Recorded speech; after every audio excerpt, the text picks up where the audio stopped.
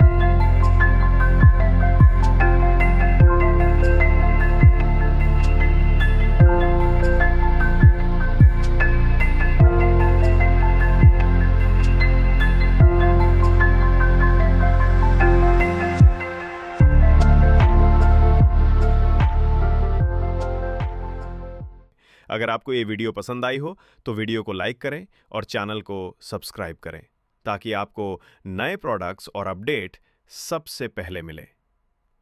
Product की पूरी जानकारी या ऑर्डर देने के लिए हमें इस नंबर पर कॉल या व्हाट्सएप कर सकते हैं। वर्ल्ड इलेक्ट्रॉनिक्स पूरे भारत में डिलीवरी सर्विस प्रोवाइड करता है। चाहे आप इंडिया के किसी भी कोने में हो, हम आपके तक प्रोडक्ट पहुंचा देंगे। हम हर थर्सडे यानी कि गुरुवार को नया वीडियो अपलोड करते हैं, इसीलिए बेल आइकन जरूर प्रेस करें ताकि कोई भी अपडेट मिस ना हो। और नए प्रोडक्ट अपडेट्स और वीडियोस देखने के लिए हमें इंस्टाग्राम और फेसबुक पर फॉलो करना ना भूलें ताकि आप हमेशा जुड़े रहें वर्ल्ड इलेक्ट्रॉनिक्स के साथ।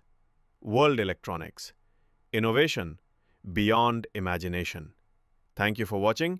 मिलते हैं अगले थर्सडे नए वीडियो में नए प्रोडक्ट के साथ।